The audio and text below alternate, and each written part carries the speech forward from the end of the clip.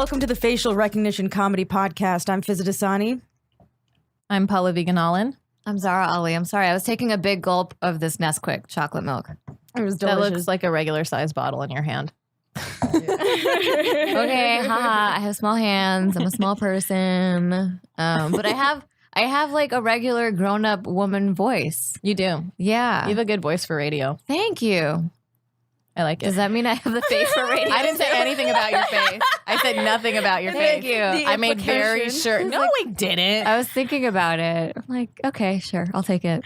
I mean, the setup was there, but I'm too scared to make that joke. yeah. So I sneezed over the weekend and my boyfriend was there and he was like, I've never heard you sneeze before. And I'm like, you haven't? And he's like, yeah, I thought it was going to be cute, but I was gonna ask if you did the like one if sneeze. you did the like no, but apparently I have a sneeze that like does not fit my stature. So he was surprised, I think, and he was like, "Oh, okay, you don't sneeze cute." I'm like, "What the hell?" Like, what now? One sneeze. Has he heard you fart? Maybe in my sleep. That's cute. Is that something you do? I'm sure. I mean, we all must, you know. Like, I'm pretty sure. Don't we? I mean, isn't that like a normal human thing? I mean, I'm fart, asleep, I so I fart don't all the know. time, but I don't know. No, but I like, assume. I've definitely woken up to like a barricade of pillows next to me. That's so funny. Is that from farting or snoring? I don't know, but like, I think it was like before I told them I was lactose intolerant. Oh. And I'm like, wow, you really do love me. Okay. Just like across, like from the whole top to the bottom? Or no, was it it's just from- like this barricade, but also like funny. he also like, he just like takes control. Like he just commandeers the entire mattress. So like, I think we need a barricade so he just knows what his boundaries are when he's sleeping. That'd be funny if you just started like lighting candles and like doing all this stuff.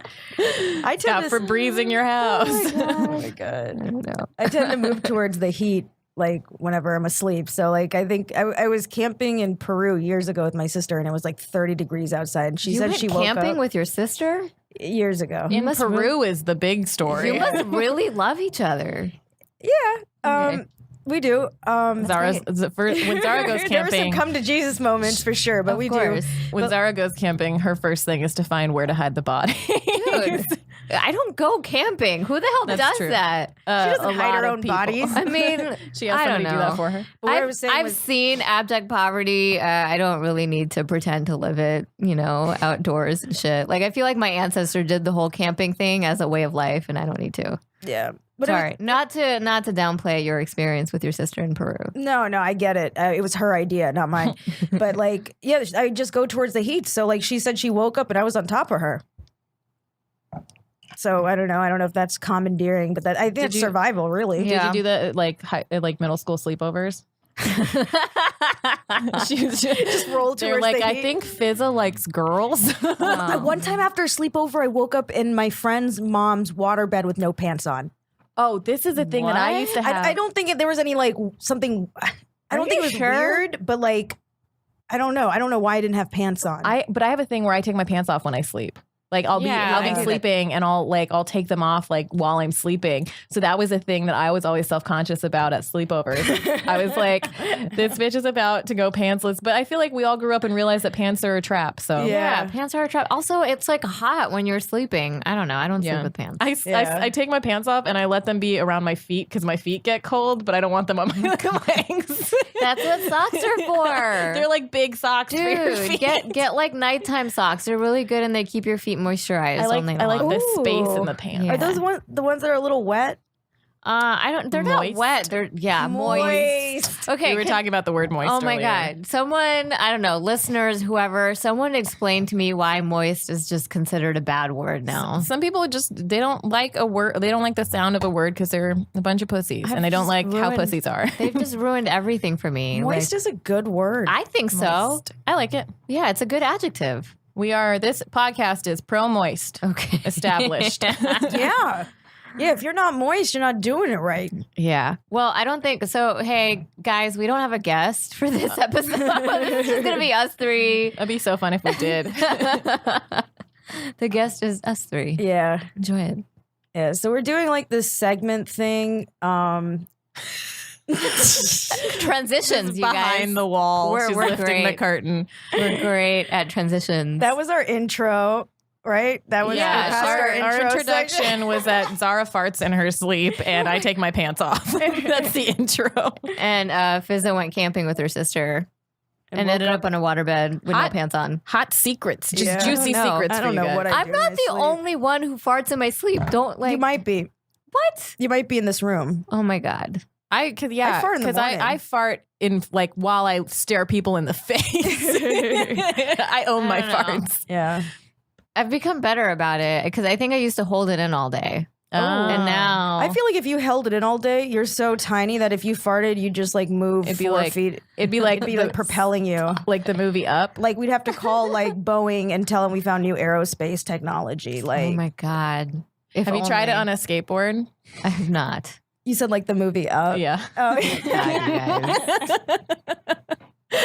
I like when you get stuff later. because it's just like I want to finish my thought and then but I put a pin in it because I'm like, okay, it affected me, but let's go back to it after. You know, All right. Should we I have a weird mind. transition? Yeah, I can read we books like move backwards. off? It's weird. You read books backwards? Magazines and stuff. Not like the sentences backward, but I like to like read. Segments? Yeah, exactly. Like in articles and in magazines, I read them backwards. Weird. Have Chuck Palahniuk has a book. Oh, what was it? Which one? He had one that he remixed, and it was really fun because he said like during regular books you read it from front to back, and then you know exactly when it's going to end and like when the suspense is going to happen and stuff. Yeah. So he has chapter. It's like at the end of a chapter, it'll be like go to chapter 43, go to chapter 18, and some of them are written backwards too. And Oh, so dope. yeah, so it's like a choose your own adventure kind of thing, but he tells you which adventure to go on, but you never know when it's going to be the end of the book because you're just like jumping from chapter to chapter. That's so dope. Like you don't know when it's gonna end. Yeah. Do you know which Chuck Palahniuk story grossed everyone out? Do you know that Haunted. others? No. Okay, so like at our school, they had a reading of it, and someone shit their pants. Yeah. And There's- people passed out. This was my too. favorite book in like 6th grade. oh my god. I'm not even what? kidding. Is it It's really this- like it's scary? No, okay. It's Haunted by Chuck Palahniuk. No one ever knows how to say his last name. I would just say Palahniuk. I know, but I don't know. whatever. But it's a series. So it's a story about all these people in like this hotel. This is from what I remember from like elementary school. Series of people in this hotel, and it goes into their story together, but also their backstories, and they're all like all of his characters just like horrible people, and he makes you empathize with them and stuff. But there's this one story about how this person came to be like injured in a way, and when he reads it, people like cry and puke and pass out. Shit themselves. And Someone shit themselves What at our the school. hell? And this Yeah. book was like my favorite book in my like God. 6th grade, and like I've loved him because he makes people so like gross and human, but he makes you like them. And like that. So was you one have of a those. visceral reaction from reading this. I didn't have as much of a visceral reaction as other people did, but it's like known Yeah. to make people pass out. What drew you to the book at that age? I don't know which of his books I read first, but he's written so many, Yeah. and I think I might have just like honestly just picked. I was always reading because I didn't get along with people. Like can't I was talk back. I was like the outcast of my school, so like I would just like read, Yeah. then like hide from my parents and like read and shit like everywhere. Not read and shit, but some people did that. I mean, you can read and shit. Why not? Well, oh yeah, I did. I used to hide in the bathroom and like read on the toilet for like 3 hours. Zara, you can fart and read. She doesn't I mean, like I- this. I mean, don't we all read and shit like our phones in the morning? Yeah, Like, isn't that that's like how a I- normal thing? What If did I've I- seen your Instagram story, that's how I've seen it. What weird stuff did I read when I was little? I read. I was interested in Nietzsche when I was in like 4th grade. Really? I don't even know how I got my hands on that. Wow. But I was there was like a period of time I think between I was like reading The Babysitter's Club. I did read the Babysitters Club as well. And what were the American I like Girls? Boxcar Children. I like that. I didn't read Boxcar. I read what was the American Girls? Felicity. I like Felicity. Oh, I which read some of American those. Girls dolls did you guys have? I had I Samantha. had Felicity. I didn't have them. They only had white girls at that time. Yeah, I thought there was one black girl. Oh, they added. just got her. they added like her after. 2-3 years ago. No, she There was. was a black girl. There was, there but she was. came after like the first 6, 7. classic, okay. Yeah. Addie, I think her name was. I think I knew that she was the one I was supposed to empathize with, but I wasn't super into that. I also, in 7th grade, I read like Queen and Roots, like all of it by Alex Haley. Yeah. And that really like shaped my mind about a lot of stuff. Wow. You know which book struck me? It was so tragic, but it was like Madame Bovary. Like, I don't know why I could relate to her, but she was just like this unhappy woman. Oh, that's why. There we go. Yeah. That's funny. I just remember reading a lot of R.L. Stein. Dude, Like, that that's- shit was fire. I read all the Fear Street books, all the Goosebumps books. That was so good. Yeah, those were all fun. And then, I don't know, I started reading 17 magazine and then it went downhill from there. Those I think went that's what happened. downhill? Yeah, it just went Why downhill from there. downhill? I don't know. Because, like, you start reading. I mean, it's entertaining, but you're also not, like, learning or, like, really challenging your mind. You're just retaining, like, knowledge. I think a lot of those books, the reason that they were interesting was because they taught us language. They taught us a Yeah. lot of vocabulary and like Yeah. context and stuff. Yeah. And they taught us like how stories are supposed to be told. Mhm. So those I think were the reasons for why they were so, but they were still fiction. Like they were still stories. So like reading 17 magazine isn't that bad, you know? At least you're reading. Yeah. Yeah, but I was reading, like, you know, pop culture stuff and I don't know. I still read that stuff because for me it's like a guilty pleasure now. Like I get Cosmo at home, but like it's Hot like gossip. how am I supposed to turn my dude on now? Okay, I'm not doing this, but okay. And it's like what am I supposed to do? Yeah, but Speaking of using the mind, should we move into our segments? these are great transitions today. All right, yeah, let's start. Segment 1. We're numbering our segments This now. is very formal. I love this. I thought we were going to say it together. Anyway, so But it says, it does say segment 1. Okay. yeah. So I'm thinking we can do like you a pass mental. the toilet paper. Oh, we had a Nesquik. Did you fart? No, chocolate milk.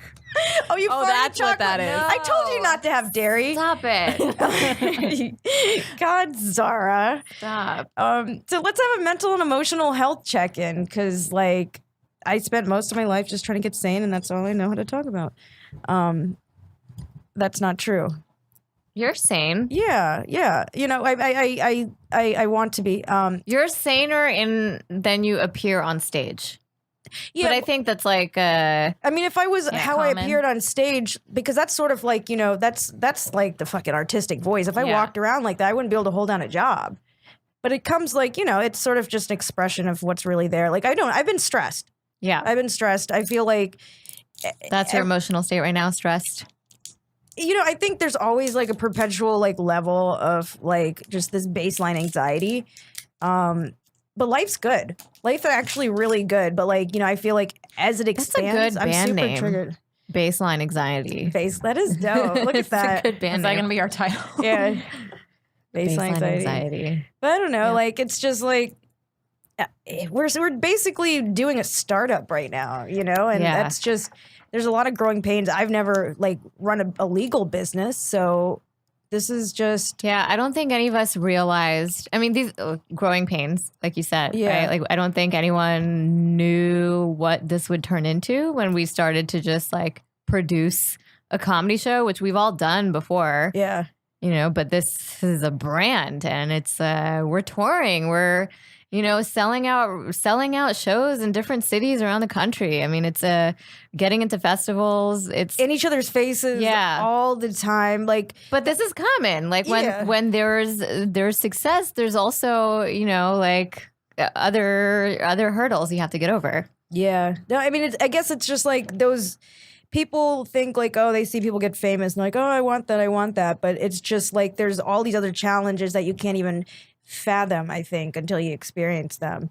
Just like, I don't know. It's fuck. What was I? It's I'm not around. I haven't been around people this much. Okay, I'm going to rephrase. No, I'm not. Okay, I should have made a better.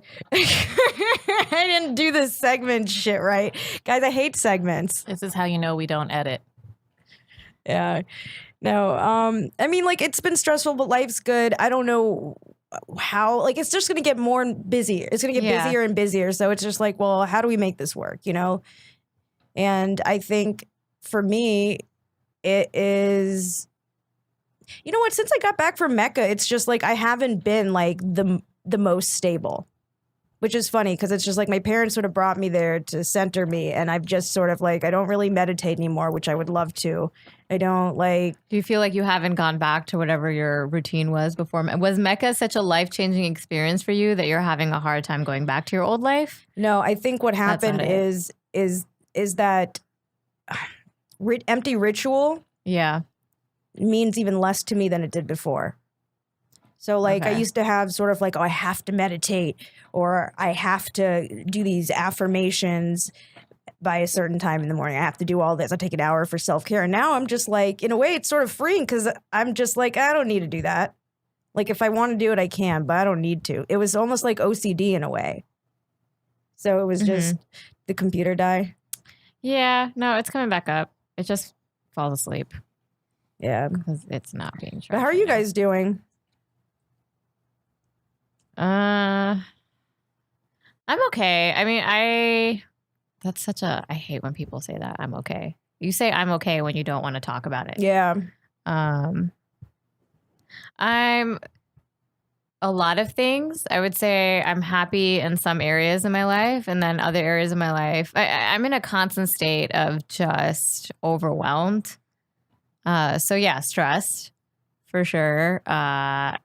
Feeling inadequate because I'm never able to get through my to-do list. It just keeps getting bigger and bigger and bigger and bigger. And then today I had a really weird experience with, I've complained about this or vented about this on the podcast before, but right now I'm working with like a stereotypical Indian uncle. You know what I'm talking about, Yeah. right? And yeah, like this is my first time really working with someone who's like completely different, background, like corporate wise and stuff. And it's been interesting because there have been times where, he's kind of treated me like, I could sense the like, why are you here type of thing, or like He was dismissive, right? Didn't he was put his very- hand in your face one time? He like, did. to He- shish you? he did. He like did one of these, like Oh, he not- put his finger in my Not face, the index finger. Oh. And so today I talked to him about it, and I think he wasn't aware of what he was doing. So it like I felt a little like, all right, there's progress here because he's becoming more self-aware. Like he's not doing it maliciously.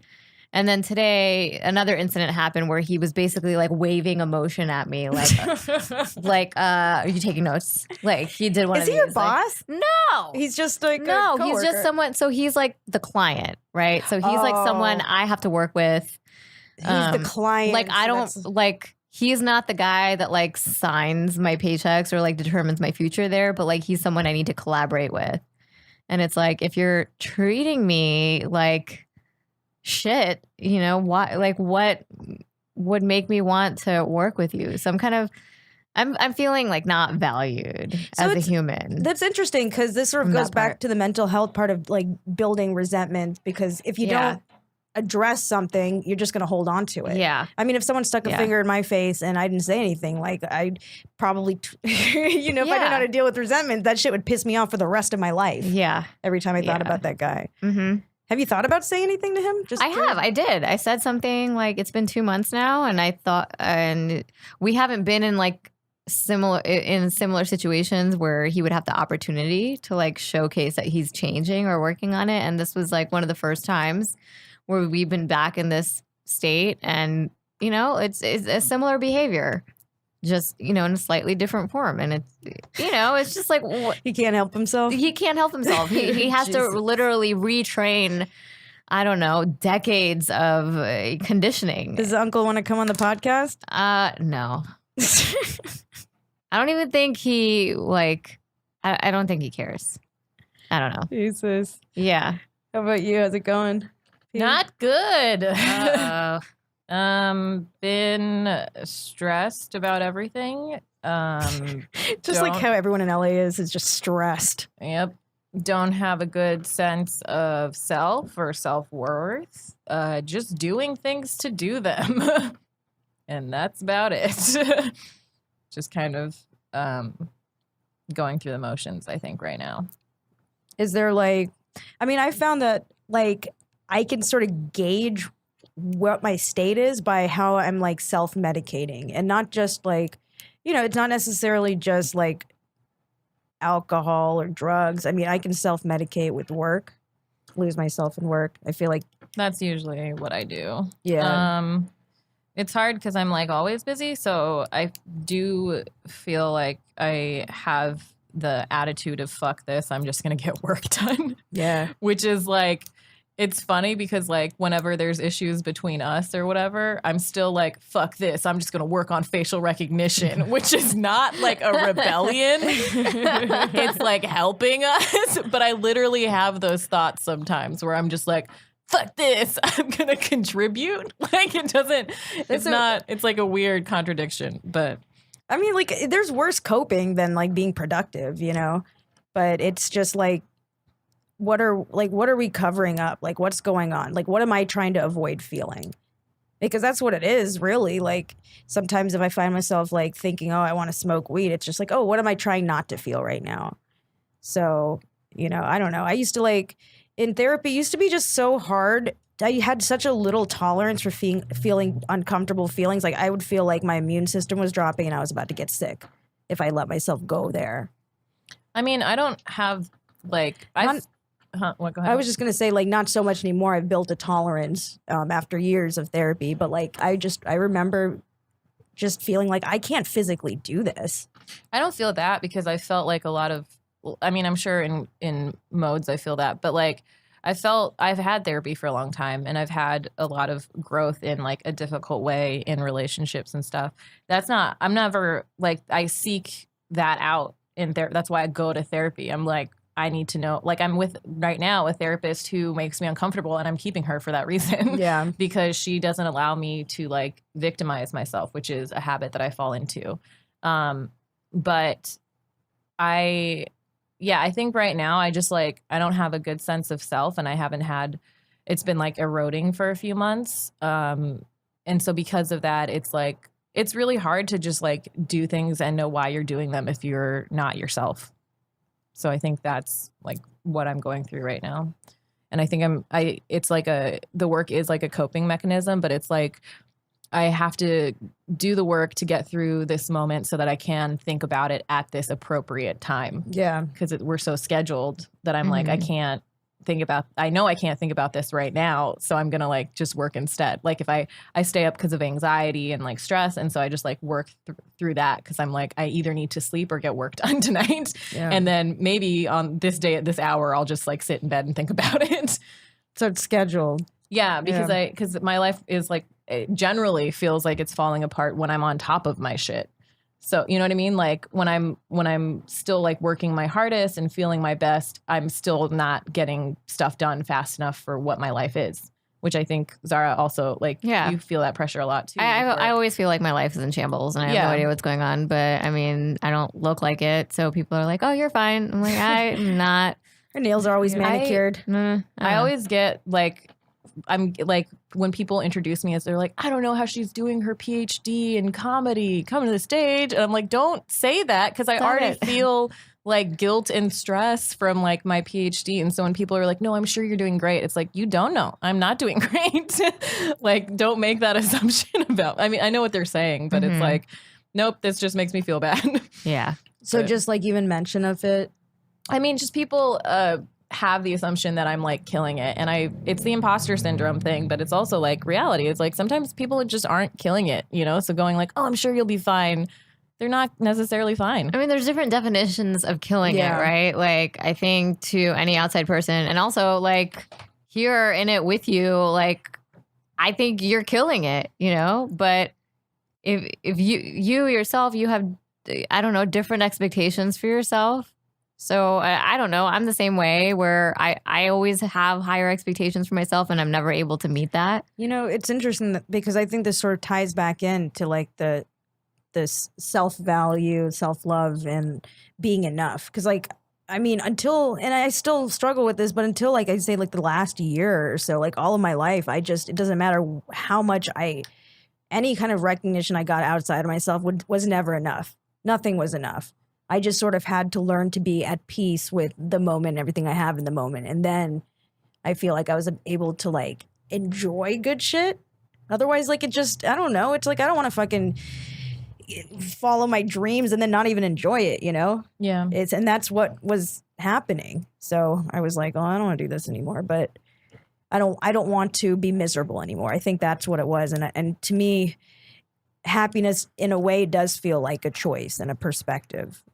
I mean, as someone who is medicated for clinical depression and mood instability, I do feel like happiness is a choice, even if it's taking my meds and meditate. I don't know. I have always advocated for people to get therapy, get meds, like whatever they need to like stabilize. But I have been recommended meds before and I haven't done it myself. And that's something that I might need to reckon with because I've always been like, whenever my therapist is like, I think you're depressed, I think you need meds, I'm like, I'm too busy to get fat right now because I think I'm Meds like, don't make it depends. I know. Yeah. It's all I know Yeah. all of this logically, Yeah. but the Yeah. risk of the side effect. I was literally like applying to grad schools, performing in a hip hop festival, and trying to like get this giant project done for work. Like So 2 years you've ago. always been So, this like- person where you overschedule yourself. Yeah, absolutely. My parents Yeah. hated it in high school and Yeah. shit. They like it's just I think when I did it as a kid, I was trying to get the fuck out of my house. Like I joined every club to stay out of my house. Oh yeah, I was the same way. Yeah. I was the same way. I've always been overscheduled. Yeah. Like my whole life. It's both Yeah. when I'm busiest, I'm like there are peaks where I'm like the happiest or like the most depressed because I do that thing where I throw myself into work. So if I'm working a lot, it could just be because I'm super depressed. Yeah. So then people think that you're killing it and you're fine and you're like everything's gray. Yeah. It's like you're kind of distracting yourself from your thoughts. Yeah, or you're just like, and the other thing is, I talked to my therapist before about this, and I've talked to you guys a little bit about, like, I've had a lot of friends that have committed suicide and stuff, and for me that, because they did that, that was, like, never an out for me. Because I think once you see it happen, you're either convinced to do it or you realize the aftermath and you can't.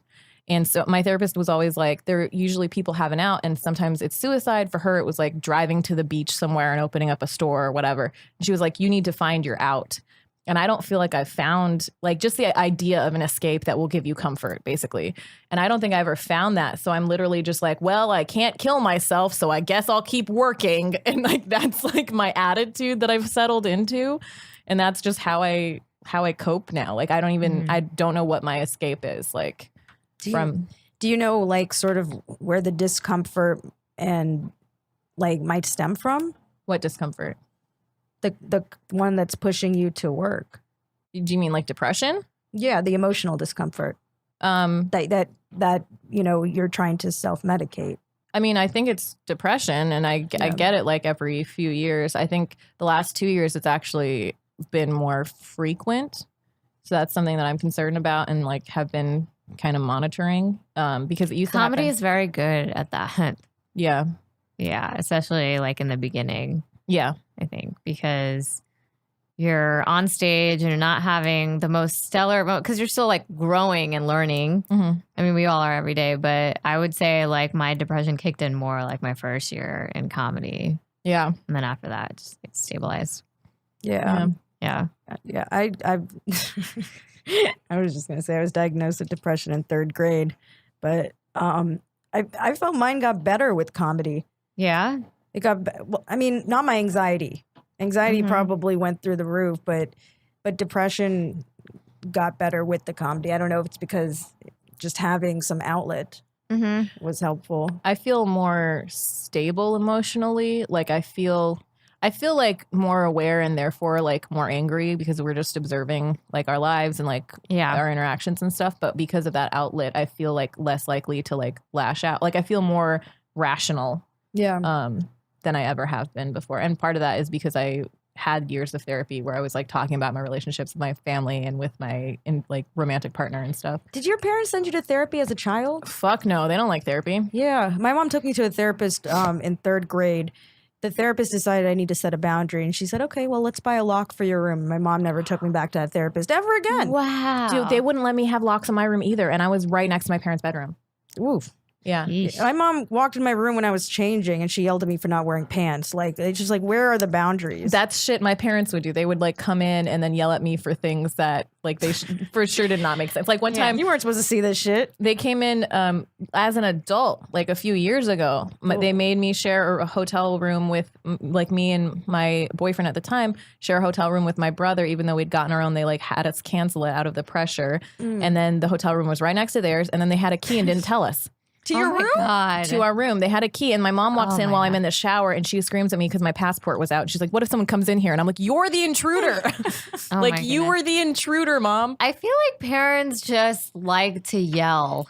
You know, like they just need a reason to Are we the like. scapegoat? I think so. I think We're pissed about something, so I'm- let's beat up on the kids verbally? honestly, yeah, and also I think they feel like they need to do some sort of disciplinary thing. You know, like at every They moment. just walk in a room, they're like screaming about something, and Yeah. walk out. She was Yeah, looking for basically. something to Yeah. criticize. Yeah, Like she was exactly. going in there and like, okay, what's wrong in this situation? Which is how I view myself a lot. Critical. Yeah. So I when I look at it, I don't look at like, oh, like this is something I've accomplished. It's like, oh, I get off stage and I'm like, what did I fuck up? Which is why I come to you and I'm like, is that okay? And you're like, you're insane. Yeah, because she'll have a great set and she'll Yeah. look so sad. Yeah. I just fucking hate it, Like, dude. what? I don't know. God. I'm like, it's not good enough. Literally, I walk off stage, I'm like, it's not good enough. Oh my Yeah. goodness. So I mean, that stems from within. You know, that's like an internal thing. I mean, you know that, but I mean, I don't know. Are we ever gonna feel good enough? Probably not. Because intellectually, it's just like, you know, they're not dumb. You can sort of see like, oh, you know, I've been doing stuff, making stuff, building stuff, but it's just like, what's gonna fill that perceived hole? You know? Dick. Yeah, there it is. No. How big? I'm No. kidding. But it would help. Listeners, No, no, I'm kidding. it don't, helps. Don't message me. It helps, but it Slide in doesn't. these DMs. Yeah. No, it really doesn't. Because like, I don't know. I was gonna go into it. Don't like go. I was just thinking about what you were saying about like just sort of hyper focusing on what's wrong with the situation. And I had this weird epiphany in Peru with my sister. We were walking and there was just like a pile of goat shit everywhere on the path. It's gonna be like, And it was Ghost like, shit? ghost shit. That is Be like, awesome. we can't have one conversation Without ghosts. I know. Oh man. so there's like, yeah, goat shit everywhere. And Got like, it. I just kept focusing on what was wrong. Like like when I was walking, I couldn't stop looking at the goat shit. I was like, how do I not step on goat shit? And all I would focus on is the goat shit. But like, then I had this epiphany after walking for 2 days in fucking uncomfortable ass weather that like, oh, what if I focus on the not shit? And it was so much easier to walk because it was like I was looking at the shit that was right. So I was like, oh, that's deep. I literally walked in here and walked onto dog shit and literally was like, well, this is the perfect button to my 2 weeks. Like, I had to go outside before the podcast and push it like out of my shoe with Oh a my stick. God. Literally, this is right before walking in here. I was like, this is perfect. Very People, emblematic. Curb your dog. I was in the middle of the sidewalk. Unbelievable. Okay, do we... And there was all this clean sidewalk. There was all around this it. clean sidewalk, and I was a millennial, and I was staring at my phone, and I walked through dog shit. This is our political climate, anyways. Stop staring at your phone. Yeah, Cool. Well, that was heavy. yeah, that's Yeah. okay. No, in a good way. That was meaty. Segment number 2. Oh my God. Segment number 2. Can we stop like numbering these? I kind of like how happy she is when she does it. Segment number 2. Okay. So we're calling this the Man Crush. Man Crush Monday. It is Monday. We're recording this on a Monday, so I'm going to call it Man Crush Monday. But basically, Man Crush Corner. And for those who didn't listen to our last episode we did with the three of us, I created this segment as a challenge to myself because I'm such a big man hater. And this segment, Man hater. yeah, seriously. But this segment forces me to find men who do good in the world. And there are some of you. And I really do think all of you are capable of being good men. You should just, do it. And so I think that's worse if they're capable in choosing not to. well, exactly. I think that's exactly what it is. Our world is full of men who are capable of being good men, but they choose to, you know. So you think everyone has hope? I think everybody has hope, unless you have the what was it that we were talking about earlier? Unless you have the serial killer gene, Oh yeah. or like the violence gene. Even then, there's like things that you can do to like prevent that. Yeah. So, guys, be better people. Be a better man. Like our man crush today, his name is Dalton Schaefer. Dalton Schaefer is the manager of Steve's Pizza in Battle Creek, Michigan. So Dalton he did this amazing thing where this family, this husband and wife, the husband was diagnosed with terminal cancer. And they used to go to Steve's Pizza for date night and they love Steve's Pizza, but they moved to Indianapolis, so farther away, like about like a 2-3 hour drive away. And everybody in this couple's family knew how obsessed they were with this pizza at Steve's Pizza. So as part of like a farewell thing, when the husband, who was terminally ill of cancer, when he was in hospice, they were getting, all the family, the relatives, all the places they used to frequent to like send like a nice like card, like a nice greeting, like a feel good thing. So the father-in-law of the guy who had cancer, the wife's dad, called Steve's Pizza and was like, "Hey, Richard Morgan, who's a cancer patient, like Richard was a big fan of yours. He loved your pizza. Could you guys just send a card or something?" So Dalton Schaefer had picked up the phone then and was like, "All right, well, what toppings did he like on his pizza?" And so he made like several pies of pizza of his like favorite toppings and everything, drove 3 hours, 230 miles to Indianapolis, where this family had moved to. Was the pizza warm? Yeah, did I'm get sure their at money some back? point they 'Cause warmed that up the wasn't pizza, 30 but minutes. Oh yeah, it wasn't under 30 But yeah, minutes. he showed up to Richard and Julie Morgan's house in Battle Creek and delivered this pizza at 2:40 a.m. after closing down Steve's Pizza for the night. That's and so sweet. Yeah, so manager of Steve's Pizza, Dalton Schaefer, thank you for being an amazing man and having a heart of gold, and keep doing what you're doing. Thank you for your service. Thank you. Thank you. Yeah, That pizza looks good. it does.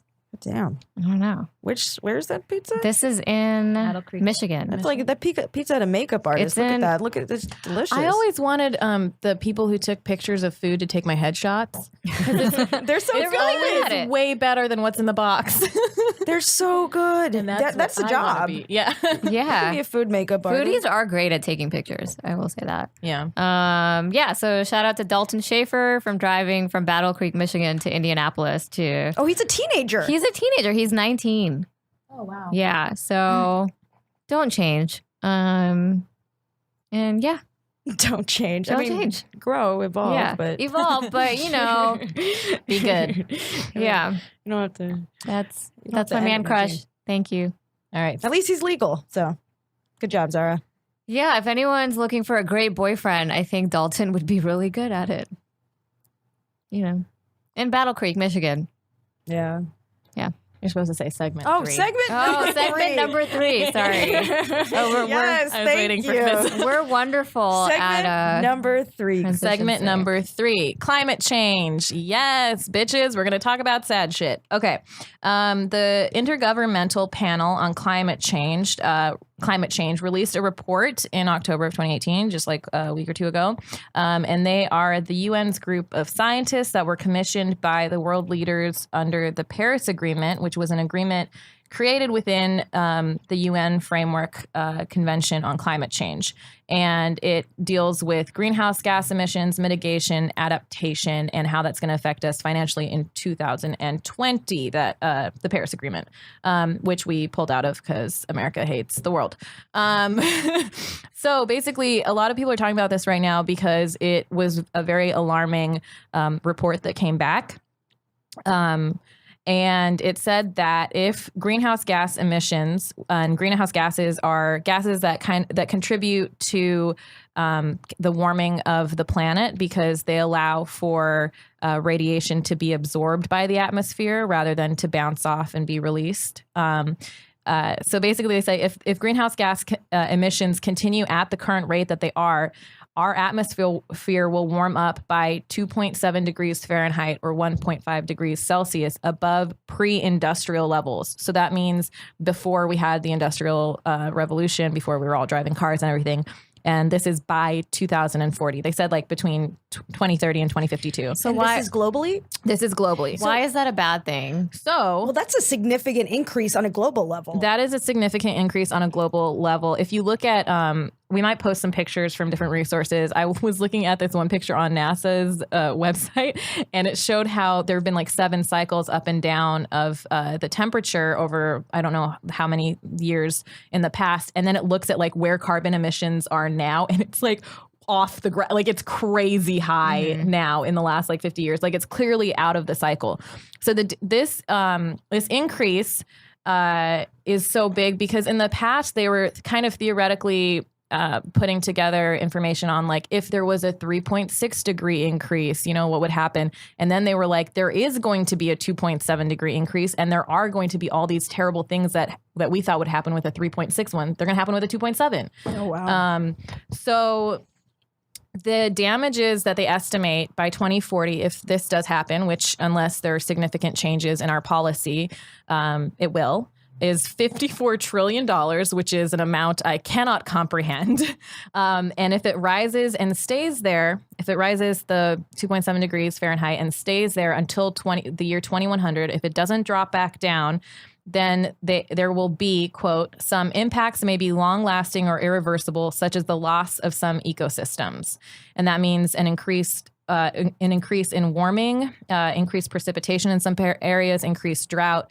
This can affect health, livelihood, food security, water supply, human security, and economic growth. Yeah, I mean, maybe like because some people would hear like, okay, 2.7 degrees, what's the big deal? But maybe like, are there some tangible effects that you could describe? Like everyone's seen the polar bear pictures. Yeah. So so when I say like precipitation increase and stuff, like the storms that we've been having the last year and the fires You and mean all the hurricanes? The hurricanes on the East Coast. Yeah, the hurricanes. Those are larger and more frequent. So that's more catastrophic. More catastrophic. Hurricanes feed off warm air. Yeah. So there's going to be like an increase in these precipitations in some areas. In California, we've had the drought and the fires. That stuff's going to increase. Basically, millions of people are going to have to evacuate from the tropics. And like we've seen with war, when people evacuate from one area to another, there's like an increase in like xenophobia and all these other political implications. So basically, people will become refugees of climate change. It's going to be Waterworld, bitches, and it's not going to be fun. So that's like the terrifying thing. There are ways to mitigate this, but that's where like our policymakers really have to like play a role, right? There are things that you can do, like increase prices on carbon dioxide. Like you can tax it so that people don't use it as much. But they were saying that maybe there will be a change if you increase it to like $27,000 per ton by the year 2100. Like maybe people will change their use of it. But right now it's like $3.50 in Quebec and like 4 to 30 euros in the EU. And the US doesn't even tax it. Like, and there are some states that do and are working on it. But actually in the US, corporations are kind of doing internal price checks. Like they're kind of check their emissions. Yeah, they're kind of holding themselves accountable. But it's like when ExxonMobil charges like $60 per ton and they're releasing 127 million tons in 2013, like it's not offsetting it enough. You know what I mean? Is there not a shift to greener technology? I mean, just even with something like cars. There is. Like, there definitely has been improvements, but like what concerns me the most is everything that's happening with the Trump administration right now, right? Like, we pulled out of the Paris Agreement. So we pulled out of saying that we are going to try and work on this by 2020. Yeah, well, I mean, Trump's administration doesn't believe in climate change, right? They're still fighting it. Yeah, the people like in charge of like the EPA and stuff, like all of the censorship that they had early on, like that's still an issue. Is the EPA still there? They gutted it, it's right? literally like what was in Harry Potter, like the Ministry of Magic and all, they were all like evil. It's literally, it feels like that right now, because I'm going to talk about some other things later that has to do with government policy and stuff, but it definitely like it really felt like the people in charge of each thing like hated the thing they were in charge of. Yeah. Right. But so this is why we have to like vote, and we have to like care about people who care about, or like elect people who care about the environment, because this is like a legitimate thing that we could be working on. Yeah, and this is directly affecting us in our lifetime. Yeah. Like, and you know, we're going to have these storms. It's going to get worse. Yeah. Puerto Rico, like all of these places, the government isn't stepping in to help us. So we have to shift what the government is, and also like take store of our lives and what we've done to contribute.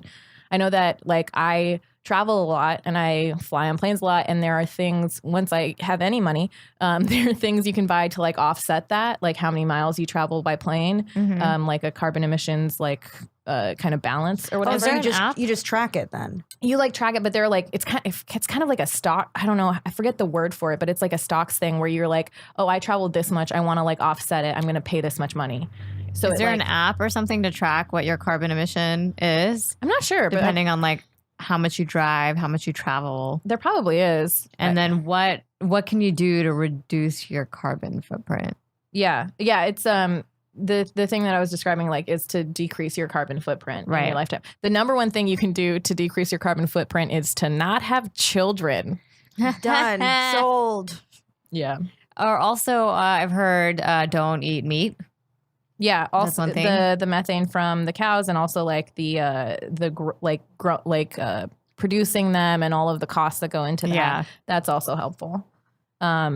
But yeah, that's why like I was reading the article, and like they had levels where, so there are all these, it was kind of amazing because there were scientists from like, it lists what countries they're from, and you're like, oh, this is like everybody. But then they had like these like levels of confidence that they had in the claims that they make. And at the end of like every phrase, they would put like low, medium, high, very low. All of the claims that they had, except for one statement about the difference in precipitation if it is 1.5 degrees versus 2 degrees, or like the trade-offs versus like the good stuff. Like it was basically most of their statements. I literally like was searching for low confidence. There was like no low confidence. Like they're very confident about these findings. Like all of these scientists from all over the world. Yeah. So it's like, just don't be fooled by like my propaganda.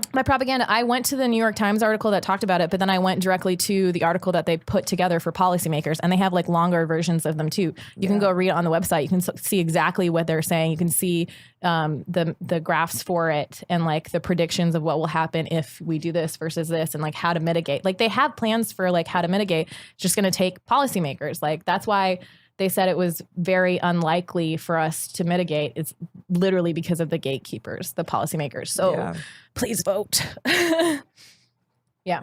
So that's my climate change thing. Segment. Thank you for that. Segment 4. Okay. Zara's second segment. Okay. Can we stop numbering these? Segment D. All right. Okay, sure. Segment purple. All right, fine. So all right. So I've said my other segment was a man crush. So I think I'm like reversing all the way back, doing a 180. The pendulum swinging. Yes. And basically, so I do this thing on my Instagram. I call it the Guide for Guys. It's my favorite. Yeah. So basically, at some point, I'm just going to read off this now. So I do this because my interactions with straight identifying males over my lifetime inspired me to help the clueless idiots of men out there. So I started dropping daily tips or weekly tips on how the men out there should interact with women. And these are all based on, personal experiences I've had or common complaints or venting I've heard from other girlfriends from, the men that they're dating, the men that they're coworkers, basically any interaction that we have with men.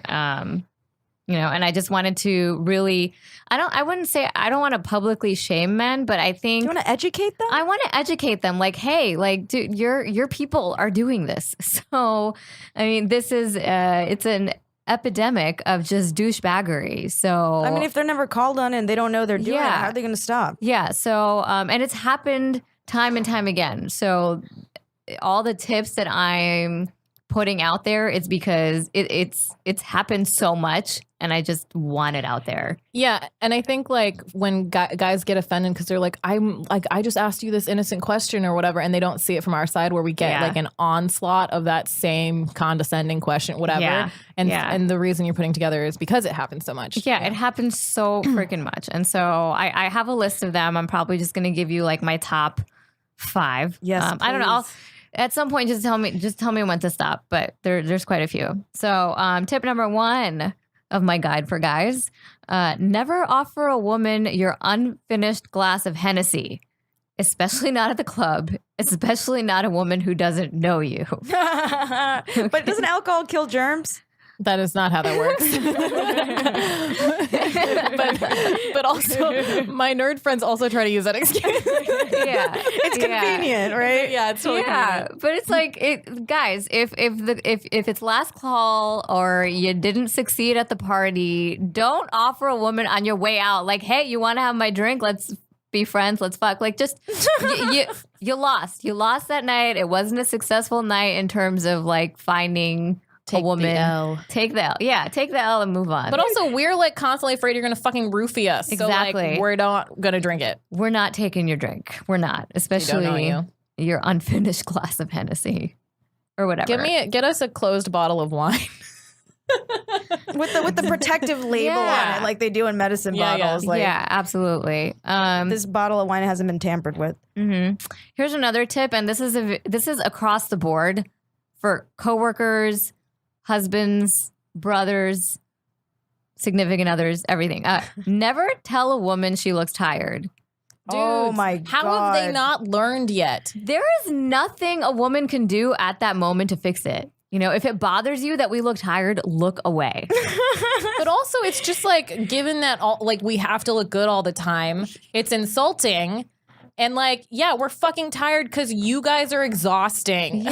It's like, also, who says that? Because it's just like, if someone looks tired, they probably feel tired. So it's like, oh, I know. It's just like, oh my God. Like, someone saying like, oh, you're, criticizing, like, I don't know, physical quality. If it's like, well, I know that. I have a fucking mirror. I'm just gonna say you look sexist after. Yeah. Or sometimes I'll just say, well, I look better than you. Yeah. I've had this thing where like I come into the office at like 9 a.m. I was trying to meet a deadline for work the day before, and then I did comedy all night, and then I ended up not sleeping, maybe like 3 hours. I walk in and they're like, oh, you look tired. Like, really, fucker? Cool. Are you going to offer me like a nap pod at work? Yeah, exactly. No? Then why point it out? Yeah. And would they say that to the dude next to you who probably looks equally tired? That's exactly. I don't think guys get told they look tired as much as women do. Because the standard for us is to look like perfect. So why do we have under eye bags? We are supposed to use concealer, right? They're used to, so there's just these stupid expectations that, Go ahead. that we don't get tired and we don't fart. I think, can we stop talking about farting? I think no farting, no segment, numbers. Zara doesn't like numbers. I like numbers. Wait, I wanted to say it's representing where I like my school. It actually was the opposite, where we would make fun of women for dressing up and wearing makeup, and I was guilty of this too. Even women that were like much smarter than me, worked much harder, that had their shit together. It was like this association of like, you're not working hard enough if you don't look like shit. Like people, like professors and stuff liked it if we like slept in lab and stuff because it showed that we were like working really hard. Yeah. So you never win.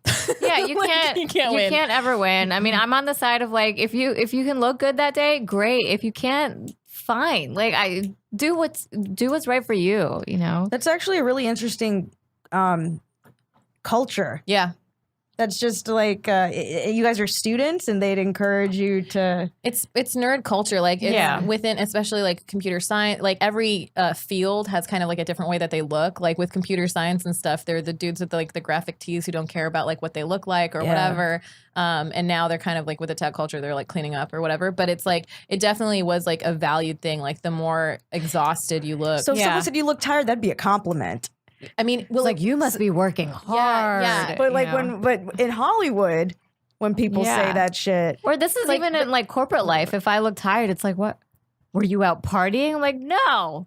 Yeah. I wish. I wish. But it was like, it was too much. It was like valuing suffering over like actual work. Well, then that translates into corporate life. Or I remember on Wall Street, like I was interning at Goldman and I would like come in the morning and there's like guys on the trading floor and like around the office that like just slept under their desk they took a nap. And it's like, oh, you look disheveled and you look like you haven't gone home. And that's like, oh, he's working hard or she's working hard. When I would, if your professor saw you in the same clothes, they were like secretly happy that you were still working. Yeah. And I've slept in labs so many times. Oh my God. Yeah. So I had a corporate job in film finance and production, and I would average like sometimes I'd be at the office because we were making international phone calls. I'd be there till like 3 a.m, but then I'd have to be back at the office by 7. So I'd have to like go home, take a nap, and come back. That's not sustainable. No, it's not. And I look ridiculous. really tired.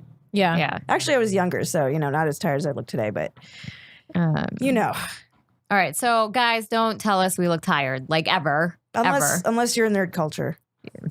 And then you don't even need to do it then. Just be like, you're smart. You're smart and you work hard. Why not just be direct, right? Like, you look tired. Let's not talk about appearance anymore. Yeah, let's just not. So some other tips, and you would think this is common sense, but I had to say it and put it out there. Don't ever ask to see my feet unless you're a podiatrist. Fuck. I cannot tell you how many times I've been asked by dudes I barely know, like, hey, can I see your feet? That's a petite woman thing because no one's asked to see my big ass feet. I would say this happens to me at least once a month. I'm also around like a lot of creepers just because of comedy and like audience members. You never know what kind of audience you're going to get. You know? Should send them like Hobbit feet. Oh my God. You should send them like Lord of the Rings feet. I should just send them pictures of like, They'll jack off to it too. They don't care. Yeah. There's actually, if you Google celebrity feet, there's sites dedicated to feet Wiki of feet. Oh yeah. women. Yeah. Jamie Loftus always posts about her wiki feet.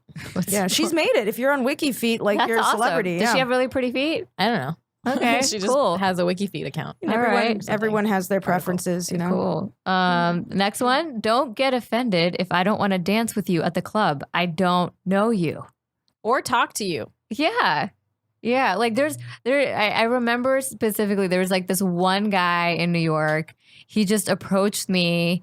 I was in the club dancing with my girlfriends. Like we're in like, we're breaking it down or whatever. And this guy comes out of nowhere. He's like trying to like grind up.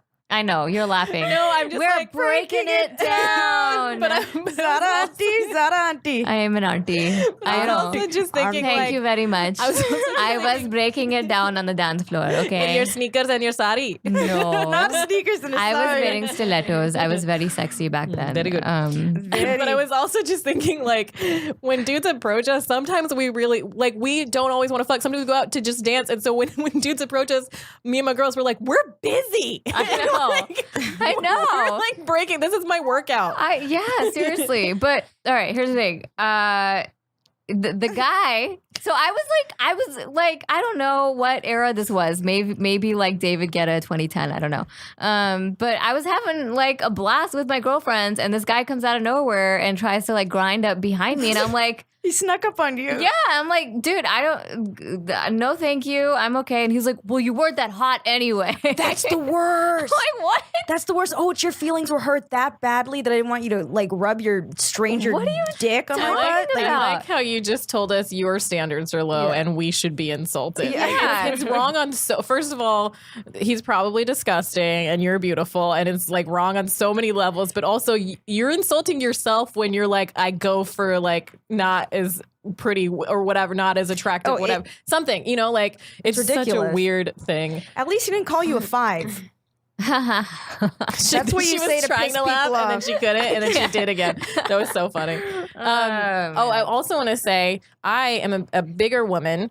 And I used to run interference for my small bitches because like the dudes are scary, and You're not bigger. You're taller. Yeah, but I know how to run defense. So I used to do that and like let them get mad at me. And dudes are always like, oh, there's always some like ugly bitch in the group that's always like ruining it. It's like, no, we know that our bitches are uncomfortable, and we are like helping you not get rejected directly. You're welcome. Like, there's a reason we're there. We're not out of it and are not in tune with our There's women. definitely a girl code. But, I mean, I have been in these situations where my own girlfriends were cock blocking me. So I kind of had to, like, pull them aside. Like, listen. Yeah. This guy's okay. Yeah. Let him pass. Let him pass. Yeah. Yeah, for sure. For sure. Was it after a heartbreak? Is that why?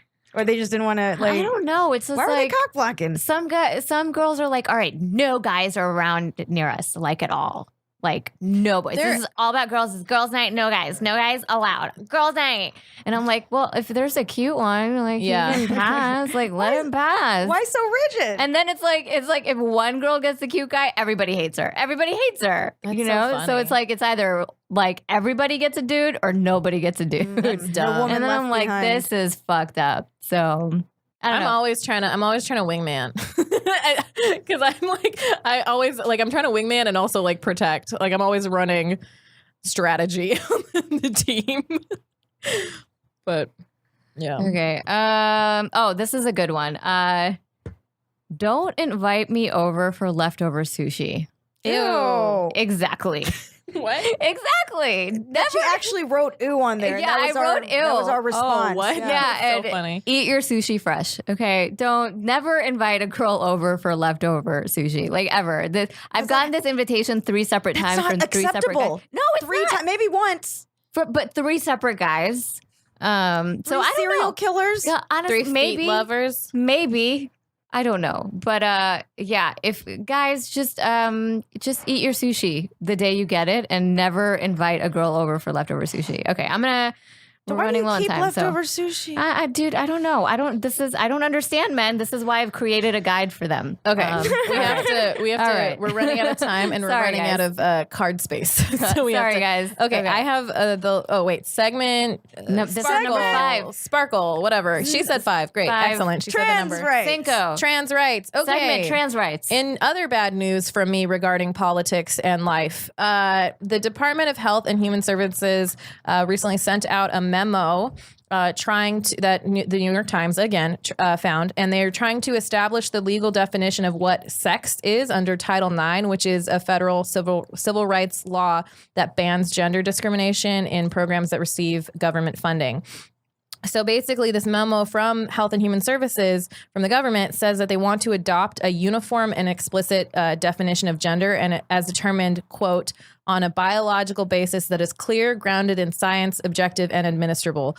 And their definition is not scientific. Surprise! And they propose the definition to be sex means a person's status as male or female based on immutable biological traits identifiable by or before birth. And it also says the sex listed on a person's birth certificate as originally issued shall constitute definitive proof of a person's sex unless rebutted by reliable genetic evidence.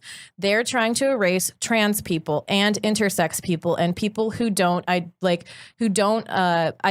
as a cisgendered person from birth. How is removing these rights a priority for government officials? Like, isn't there more important shit They're to do? literally evil. Did you forget what this administration is? It's more of a rhetorical question. Yeah, I think we just need to not stop asking it. Yeah. 1.4 million Americans will be affected because they are not the gender they were assigned at birth. And the government is calling on the big 4 agencies to enforce this, including the Department of Education, Justice, Health and Human Services, and Labor. So the definition of sex, scientifically, I looked at the Scientific American article from September 2017, is biological traits, while gender is defined as social identity. But many of us are hybrids on a male-female continuum in terms of biological traits. So the fact that they're trying to assign male-female, if regardless of what you feel about like trans people, it doesn't even work for intersex populations. So it doesn't, like, there are 1.7 previously thought to be 0.05%, but it's actually 1.7% of intersex people in the world, which I think might be more than Jewish people in the world. It's a huge part of our population. And you can't just assign gender based on outward genitalia because there's so much more involved. When you say that there's biological traits that are on the continuum, what do you mean? So intersex people, there are a number of different presenting phenotypes, so like physiological traits that define the group, the umbrella term intersex. Yeah. So for some people, they have testicular tissue and a vagina. Some people have ovaries and parts of a penis. The hormonal differences are huge. Like all of these things are spectrum. Like sex is a spectrum. Just because we view it as, like what we see on the outside, binary. It's not binary. Yeah. Like biologically, it is not binary. So like, regardless of what you think on whether trans people should, like, who have a cisgender or cis sex traits at birth should or not switch, which they totally should if they want to. Doesn't make any sense. You're erasing trans people and intersex people, and you're using non-science to do it. Mm-hmm. Are there names of people who are spearheading this movement? Because I think it's important that we call them out. Oh, hold on. I have a whole thing at the end that I'm really excited about. A statement that I liked was that a person that I found, yes, it's off of Planned Parenthood, but it's also a thing that I found in a lot of articles. And it says, like, a person with XX chromosomes usually has female sex and reproductive organs and is therefore usually assigned biologically female. But the important thing is that there are exceptions to all of these things. So, like, it's usually for a reason. Yeah. Mm-hmm. So I just want to reinforce that. But, okay, guys, it's the Department of Health and Human Services. And the person who is leading that is Secretary Alex M. Azar II. And just for your information, I'm just going to throw out that his email address is secretary@hhs.gov. That's secretary@hhs.gov.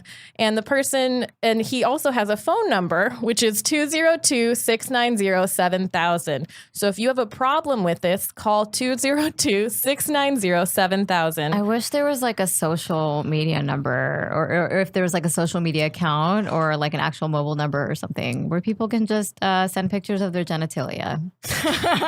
You want Tweet him. I'm sure he's on. Like, send hand pictures. Oh, I see.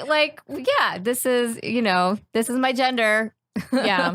You can do the good old dick pic through the email. Yeah, like you can it's do old that. school, Do that.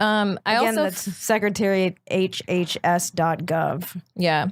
I also want to make sure that in these times we support our trans friends and family. And if you want to donate, you can donate to the National Center for Transgender Equality. There are also intersex organizations and intersex youth organizations. And I'll probably put that together in our social media post for this when it comes out next week. But yeah, this is bullshit. Don't let people use science for evil or what they think of as science, which it's not. And yeah, we love and support all of our trans friends and family and listeners and everyone. And we are not going to stand by while this happens. Yeah. Just another quick resource for anybody in the LGBTQ or any community.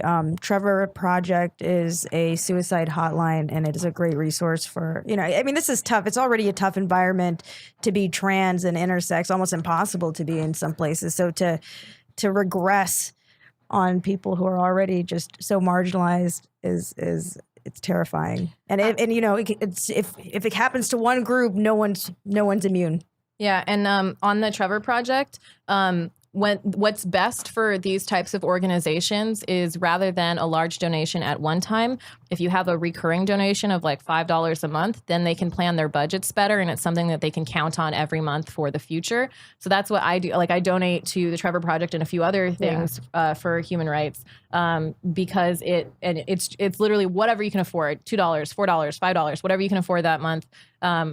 Like, just to give them some stability, because these organizations are definitely fighting the fights that we are having trouble thinking about with all of the devastation that's come with this administration. Why is it preferable to give a an ongoing smaller sum rather than a large one? Is it tax related? It's how they plan their budgets for like a lot of nonprofits.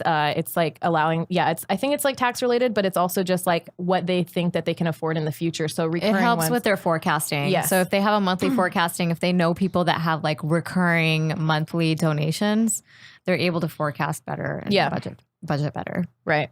And then it also like, it's something that literally, I think John Oliver posted like 8 things that you should donate to after Trump was elected. And I've just been donating to them since then because it's something that I don't have that much money, but it's not that much a month, honestly, but it's something that I feel like I'm at least giving back to every month.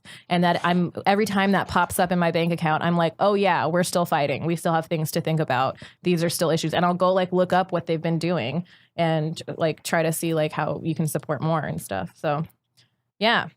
That's my segment. My segment's all like Segment 5 complete. Yeah, my segments are all like the government's breaking down. Those are all the segments for this episode. Wait, I have to say outro. Oh, what's the outro? I just said outro. Now you guys can do it. we just needed to know we were there. What do we got? We have our shows and stuff. Yeah, we will be at the New York Comedy Festival November 9th. 11:30 p.m. 11:30 p.m. That's Friday, November 9th, 11:30 p.m. at the New York Comedy Club. Midtown Gramercy. In Midtown / Gramercy. Be there and come check us out. And also we are still at the West Side Comedy Theater every second Sunday of the month, 9 p.m. in Santa Monica. Come out, support all the brown girl magic. So that's November 11th for next month. And our last one was fucking dope. Yeah, man. So many people came out. It's a party. It was wonderful. Packed out. Look, you give us the energy, crowd. We'll give it to you back tenfold. Yeah, so come out. Bring your friends. Bring your fans. Or our fans. I don't know. Just bring everybody. Bring your neighbor. Fans. They can come. They can bring be your our fans neighbor. too. Bring your parents. Just bring everybody. Just come, man. Just come to our shows because we love having you there. The Say dogs hi. aren't allowed, but I'll try to get them in. Okay, socials, huh?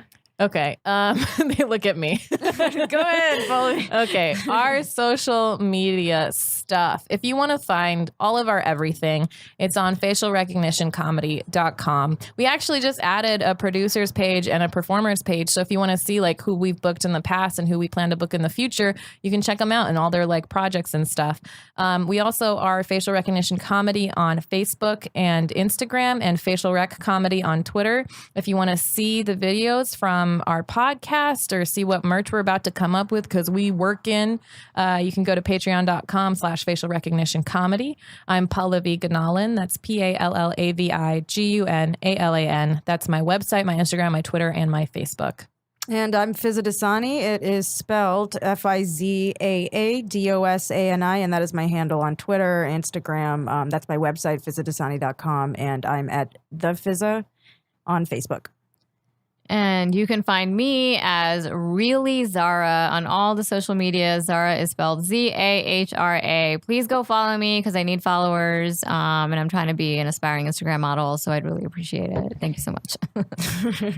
Also, rate and review our podcast and shit. We need to show people we're doing shit. 5 stars. 5 stars. You know you love it. If you're in at this point, they Only love 4 or higher. Preferably 5. 5. We're brown. Yeah. We can't come back to our parents with 4 stars. Oh my God. That's a low beat. We'd be very punished. All right. Very Thanks, punished. everybody. Thanks. Bye.